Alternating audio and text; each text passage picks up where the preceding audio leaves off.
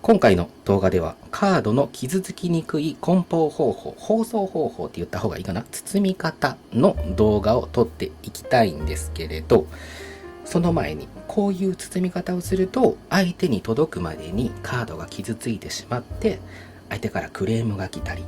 その対応に追われてしまうっていうね、そういうトラブルを減らすためにも NG 例を先に知っておいてもらって、それからね、トラブルになりにくい、傷つきにくい梱包方法っていうのをやっていきたいと思います。このチャンネルではね、他にも鑑定の梱包方法っていう動画を上げてたりするんですけれど、鑑定の梱包方法に関しては各鑑定会社さんが発送の方法であったり梱包の方法、包み方ですねっていうのを指定してたりするので、どういう送り方でどういう包み方をして送ってくれっていうのが決まってるので、それはまた別物として捉えてください。他にも新品購入したカードですね、未開封の状態からボックスとかパックを開けて、へこみ傷とか折れとかめくれとかがあった場合ですね、目立つ傷があった場合に申請をして交換できますかっていうのが、申請が通った時にね、梱包して発送することになったりするんですけれど、そういう場合も各カードメーカーのサポートセンターのね方が、こういう梱包方法でこの宛先に送ってくださいっていう指定があるので、それに従ってください。なので普通の一般的な梱包方法と鑑定の梱包方法と初期傷交換の梱包方法は若干違ってくるよっていうのは覚えておいてほしいところですね。共通してやっちゃうと、この発送方法は受け付けてないよっていうクレームが来るかもしれないので。ということで、一般的な梱包方法でこういうやり方をすると相手に届くまでにカードが傷つくよっていうね、例をやっていきたいと思います。どういうものが傷つきやすいかというと、まず OPP が悪いわけじゃないんですけど、直 OPP、 テープ付きの OPP に直接入れてこのまま畳んでしまう。こうすると、ここの折り目の段差がカードに直接当たってしまって、この段差分、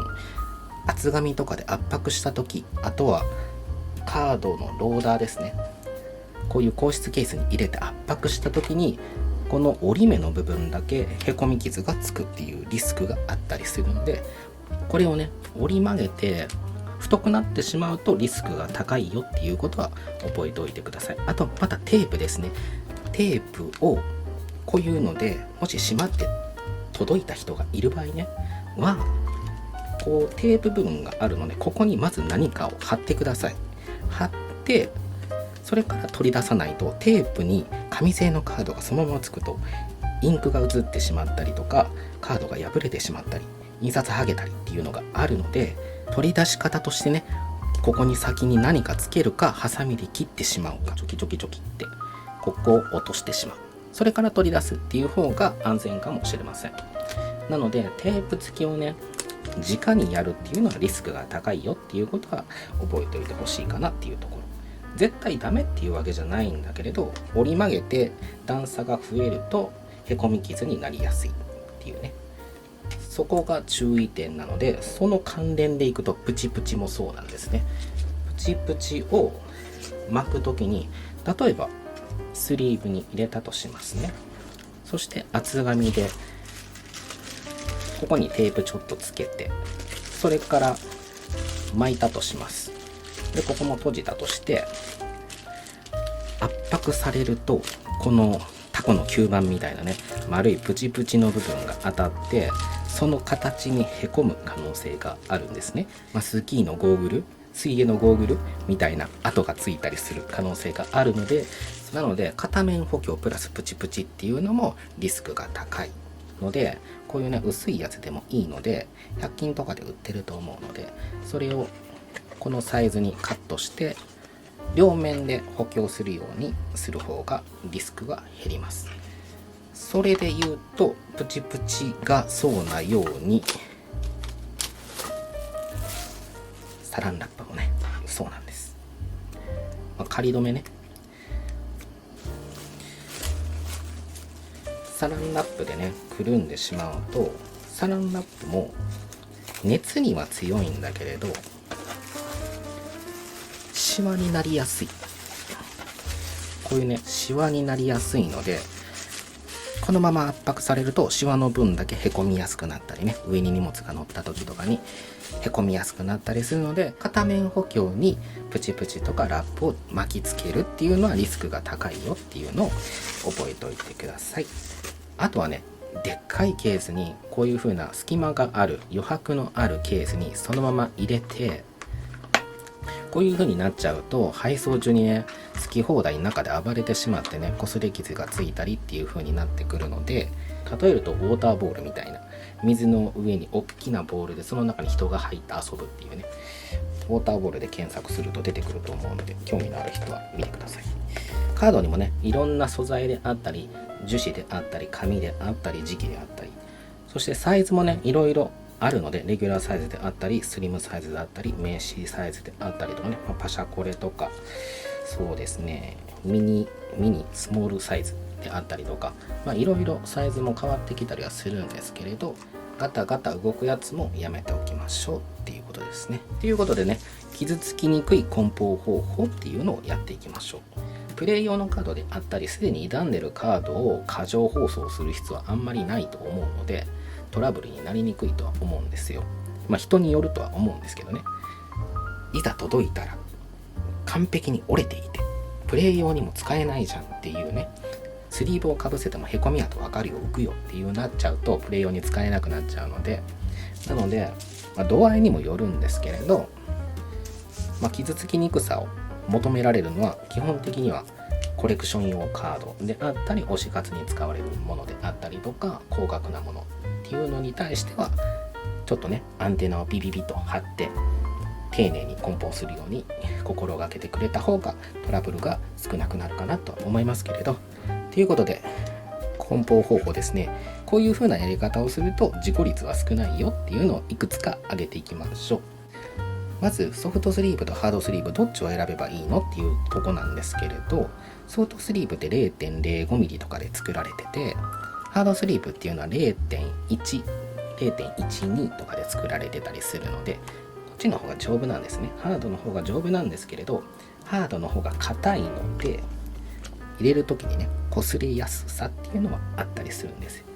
なので好みが分かれるところなんですけれど、段ボールとか厚紙でどうしても一重で送りたいんだっていう場合であれば、ハードの方がまだいいです。ソフトだと柔らかすぎるので、この段ボールの波目みたいなのがありますよね。そういう波目に沿ってへこむ可能性があるんですね。ソフトぐらい薄くなっちゃうと。なので1枚だけでやるんだったらハードの方がリスクは少ないかなと思うんですけれど、擦り傷とかにも細かく注意したいよっていう場合はソフトの方がいい場合もあります。ソフトでなおかつゆとりがあるもの、こういうね 1mm ぐらいゆとりがあるものだと縁を傷めにくい。裁断がすでにねちょっと傷つきやすそうだな、めくれ上がってきそうだなっていうのでも少しね優しく包むことができるので、ただしゆとりがあるのでずれやすい、少し出やすいんですね。出やすいので、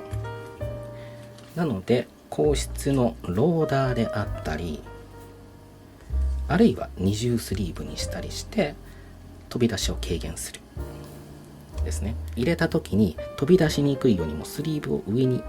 つけておく。そして下にね若干の余白があるっていう感じにすると、カードがね飛び出しにくいので飛び出て傷つくリスクが若干減ります。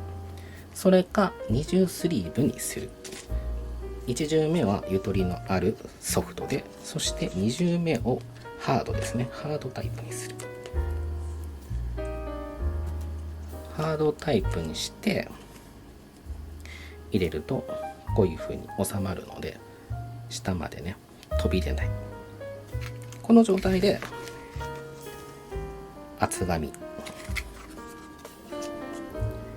テープの端をねこういう風に折って畳むと、受け取った人がめくりやすいっていうね、そういうメリットもあるんですけれど、めくり上がりやすいというリスクもあるので、ここが好みですね。開きやすさがめんどくさいか手っ取り早いかの違いなので、こういう風に親切に折ってもいいと思いますし、しっかりね留めたいっていう場合であれば完全に留めてしまう、どちらでも構いません。こういう風にプチプチとかサランラップをもし使うのであれば、厚紙の外側でやりましょう。外側に巻きましょう。ここのね、厚紙と厚紙の間に使ってしまうと、これで圧迫されてしまって、さっき言ったようにへこみ跡がつきやすくなるので、ということでですね、それで言うと、このジップ袋も気をつけてください。袋の中に入ってると仮定して、このまま折ってしまって、厚紙でこうやったとして、このままテープで留めて発送したりすると、重い荷物とかがなかったとしても、おそらくね、テープのこの固定した留めの締め具合で、このね、太い部分、硬い部分が当たって折れてしまう、へこんでしまうということが起きるので、ジップ袋をもし使うのであれば、こうやってね、外側に出すんだったらまだマシなんですけれど、それでも重いものが乗ってしまった場合に、段ボールがもしやばかった場合ね、柔らかかった場合に後ろ側へこんでしまうっていうことがあるかもしれないので、なのでジップ袋を使うときは絶対中には折り込まない。できるんだったら伸ばす、全部丸ごとすっぽり収まるような大きさにするか、この硬い部分だけギリギリ外に出るぐらいのサイズにするかっていうぐらいにしておくと、カードに直接当たらないので、これを反対側までテープでしっかり留めるっていうやり方の方がリスクは少ないです。カードがね、この辺にあるとして、ここまでね、ギリギリ上まで上がってくるってことはほぼないと思うので、ジップ袋でもいいんですけれど、こういう風に二重スリーブにしたカードを両面補強してやったやつをOPP の方に入れるっていう方が、厚みが少ない。OPP の方が厚みは少ないし、硬いところがないので、これぐらいの薄さであればね、段ボールがへこむっていうことはないので。なので、カードに直じゃないんだったら OPP はね、外からかぶせてちょうどいいかなと思います。この OPP を閉じて、テープ閉じて貼って、そのままプチプチで巻いてもいいですし、プチプチで巻いてテープで留めてね、定型郵便のサイズであればね、安く抑えれるかなとは思うんだけれど、ミニレターでもいいとは思いますけれどね。定型郵便もミニレターも厚みについてはね、1センチ以下という指定があったりするので、それを超えると定型外郵便になってしまうのでね、料金が変わってきます。なので、プチプチをつけると、定型郵便とかミニレターから外れやすくはなるんですけれど、あとはクイックポストであったりとか、U パケットポストミニであったりとかね、フリマとかオークションとかだったら提携されてるので、ミニも使えると思うんですけれど、SNS とか友達との推し活交換とかの場合はね、定型外とかが使われやすいのかなとは思ったりするんですけれど、ただし価格については改定されるので、ここで具体的な金額は言いません。もしね、ここでこんな値段だよって言っちゃうと、その切手を貼ってそのまま送った人がもし現れちゃったら、料金足りてなかったら料金不足で相手に請求されて、受け取りますか受け取りませんかっていうね、通知書が来たりするのでトラブルになるので、価格については日本郵便とか、各配送会社さんの料金プランをその都度確認するようにしてください。なので、郵便局と大和と佐川急便あたりはね、概要欄に貼っておこうと思います。はい。特定指定郵便をね、窓口で追加してもらうと、追加料金払うだけで追跡機能がつきますんで、保証をつけたいんであれば会員書き留め。会員書き留めであったら5万円以下ぐらいだったら保証される。それも窓口で手続きが必要です。もしね、高額カードを送るのであれば、保証付きのね、U パックであったりとか、一般書き留めであったりとか、会員書き留めであったりとかっていうね、保証額がそれぞれ決まっているので、各自で調べてね、その自分の送るカードの保証額が保証されるような発送方法で送るようにしてください。ということで、今は二重スリーブでやりましたけれど、次はね、硬質カードケースをやっていこうと思うんですけれど、硬質カードケースの前に、これ二重スリーブでやってるんですけれど、もしね、一重スリーブでやるよ、スリーブないしっていう場合はね、一重でもいいと思います。超高額なカードでもない限り、そんなにピリピリする必要はないと思うんですけれど、もし一重スリーブでやる場合ね、一応ハードの方に入れましたけれど、ハードの方がさっき言ったようにボコボコに少し耐性があるので、この時にテープを留める位置ですね。一重だから二重スリーブみたいに両面から保護してない、上下逆方向からかぶせてないから、飛び出た時にテープがねここに留めちゃうと、テープにピタってついた場合ここ剥げちゃうことがあるので、コツとしてテープをね反対からつける。長めに切って反対まで折り曲げた方が確実です。この両サイドがテープがまだベタベタするところで、こっちは反対からつけたので全然くっつかない、手にくっつかない。ここが反対側からつけたところになるので、テープがないのでね、この状態で厚紙をかぶせて留めると、ちょうど反対からつけた部分があるので、もしカードが少し飛び出たとしてもここにはつかない、粘着物がつかないので、カードがテープで剥げない。もちろんカードスリーブのサイズにもよります。ジャストスリーブであればずれにくいですし、ゆとりのあるスリーブであったらねずれやすいので、使うカードスリーブでも変わってくるかなとは思うんですけれど、ポケカのようにねレギュラーサイズカードっていうのは 63×88 なので、ジャストスリーブって言われるのは 64×89 ですね。そして少しゆとりがあるスリーブっていうのはポケカでいうと公式デッキシールドですね。デッキシールドのサイズが横幅が66の92なので、それでね送られるのもいいかなと思います。市販の透明のやつでいうと 66×91 のソフトスリーブまたはハードスリーブっていうのがゆとりのあるスリーブになるので、遊戯王のようなねポケカのようなレギュラーサイズであったり、遊戯王のようなスモールサイズのジャストサイズについてはね別の動画でアップしてるのでね、そちらでサイズ感を確認してくれたらいいかなと思います。ということで硬質カードケースに行きましょう。硬質カードケースなんですけれど、ローダーね、カードローダー、トップローダーっていうのは上から入れるタイプ、サイドローダーっていうのは横から入れるタイプになるんですね。なんですけれど、どっちがいいかっていうと、おすすめはサイドローダーです。なぜかっていうと、入れやすいし取り出しやすいし、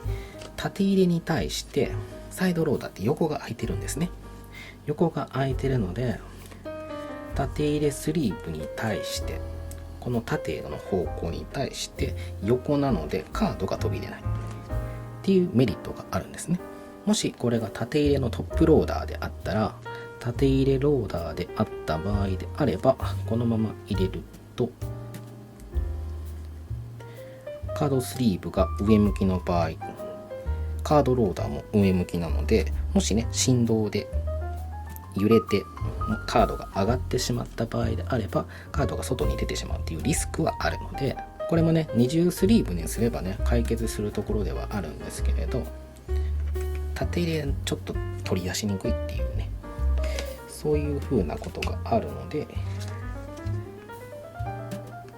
横入れで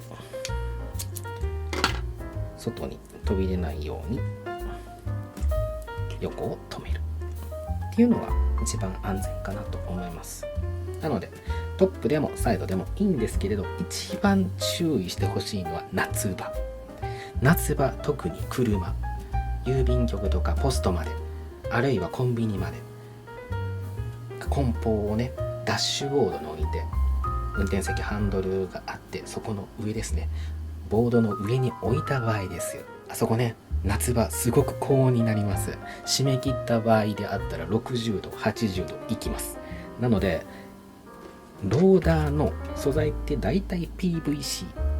ポリ塩化ビニルなんですね。耐熱温度、熱に対する耐性が60度から80度ぐらいなんですよ。なので夏場のダッシュボード炎天下の中に置いとくと、これがぐにゃぐにゃぐにゃってなっちゃって、溶けたカードローダーの波状にカードが波状にうねるっていうことが起きるので、なので長時間車を離れる、エアコンをつけないで離れる場合であったりとか、30分とか1時間とか駐車場に置いてダッシュボードの上に荷物このままねポンと置いてた場合ね、溶ける可能性があるので気をつけてください。ローダーに関してはね PVC 製のものであったり熱に弱いものであれば夏場高温には気をつけるっていうことを覚えておいてください。じゃあ他にどうすればいいのってことなんですけれど、熱に強い硬質ケースもあります。例を挙げるとポリカーボネート。ポリカーボネートの耐熱温度はだいたい100度から120度ぐらい、もしかしたらそれに近い温度になることがあるかもしれないので、ダッシュボードに置かないっていうことを覚えておいてください。影にね。そして車を締め切らない。締め切るんだったら荷物ごと持ち出すっていうことを覚えておいてください。1万円あたり100円前後になってくるので値は張りますけど、高額カードをもし送るのであればね、それぐらいのコストはかかるのも仕方ないのかなと思います。そしてこっちで使っているローダーがアクラスですね。アクラスカードサプライシリーズサイドローダーレギュラー10枚入りっていうことでね、アクラスさんから発売されてるやつ、通販で買えます。これはねセリアさんで売ってるんですけれど、ダイソーさんの方にもカードローダーがあります。セリアさんの方でもいろいろね UV カットのやつとか保護フィルム付きのやつとかもあったりするので、いろいろな種類があるので足を運ばれてね確認してみてください。ということでカードローダーと硬質ケースに入れてますけれど、硬質ケースの方が硬いです。カードローダーの方が曲がりますので、カードローダーで送る場合は厚紙で補強しましょう。カードローダーがあるのでこういう場合であれば片面でも少しは耐性はあります。もちろんねカードローダーがあってもね念には念をということで、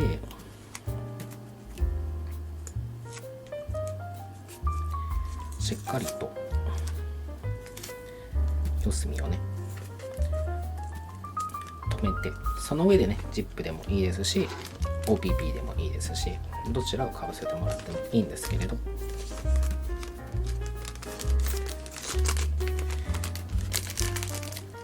こういう風にね梱包することができます。もちろん厚紙の厚みによって左右されますが、やや薄めのですね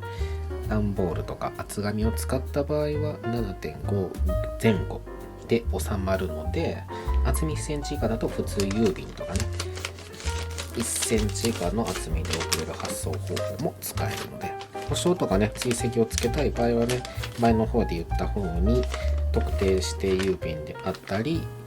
書き留めであったりっていうのを利用するようにしてください。っていう風にね、これぐらいの強度があればよほど上から圧迫されない限りはカードは保護できると思いますので、傷つきにくい梱包の一つの例になります。そしてこっちの硬質ケース、ハードタイプであっても割れる可能性はあるので、念のためにこの保護ですね、両面の保護をして発送するのが一番安全です。プチプチでくるむっていうのもいいと思いますけどね、もうこれが自体がハードなのでくるまれてもいいと思いますが、そこはお好みで。一応ね厚みを測っておきましょう。どれぐらいの厚みになるのかっていうね参考例として、厚み乃木さんで測ると 9.1 ですね。なので1センチ以下に抑えようと思うとギリギリになってくるかなっていう感じですね。この OPP のサイズですが、どれぐらいのサイズかと言いますと、この 8.5、14 っていうのは横が 8.5 センチ、縦が14センチっていうことなので、T はテープ付きですね。平行3のクリスタルバッグになります。このマグネットホルダーで発送するっていうのも一つなんですけど、マグネットなので発送中にそのままだとマグネットがずれてパカパカ開くリスクはあるんですね。ただ硬いので硬さの保護という意味ではマグネットホルダーも高額なカードについてはね、選択肢の一つだとは思います。開かないようにここら辺にテープ留めてね、発送するようにしたら結構ね、安心して発送できるものかなと思います。セリアさんのもダイソーさんのも両方ね、マグネットホルダーがあってサイズ感が若干違うので、それをね、別の動画で確認していただいたらいいとして、素材ですね、ポリスチレン、こちらもポリスチレンになってるので、耐熱温度がね、そこまで高くはない。70度から90度ぐらいって言われてるらしいので、カードローダーと同じく高温なところには置かないようにしてください。夏場には気をつけましょうということですね。フルプロテクトスリーブとか押しマモのような硬質ケースもありますし、トップローダーとかサイドローダーっていうのもありますし、さっきのマグネットローダーっていうね、いう風ないろんな選択肢があるので、自分に合った硬質ケースを選ばれるようにしてください。どれも間違いではないので、その時の環境であったり、送料であったり、厚みの問題であったりっていうね、その都合によって使い分けてくれたらいいかなと思います。最近ね、厚紙も100均で買えるので、自分に合った厚紙の厚みを選ばれてくれるのが一番いいかなと思います。安くつけるのであれば、スーパーとかに置かれてるね、無料で持って行っていいよっていう空き箱とかを持って帰ってカットしてっていうのが、一番安くつくかなと思いますけれど、ね、さっきのマグネットローダーを使うと厚紙を使ったら厚みは1センチは超えるかなとは思うんですけどね。フルプロテクトスリーブのような感じであれば1センチがギリ遅れるかなっていう感じです。大丈夫ですね。あとはね、名前書くときとかは中身を抜いてから書きましょう。ということで、以上が梱包の際に気をつけるポイントであったり、傷つきにくい梱包のやり方、包装のやり方になります。これぐらいやっておけばトラブルになることは基本的に稀だと思います。発送のトラブルであったり、料金が足りなかったりとか、あと配送事故であったり紛失とかね、そういうトラブルは起きる可能性は万が一にあるとは思うんですけれど、配送中にカード自体が傷ついてクレームが来る、トラブルになるっていう確率は減らせるかと思うので、自分の身を守るために覚えておいてて損はないかなという梱包方法になります。ということで、ご視聴いただきありがとうございました。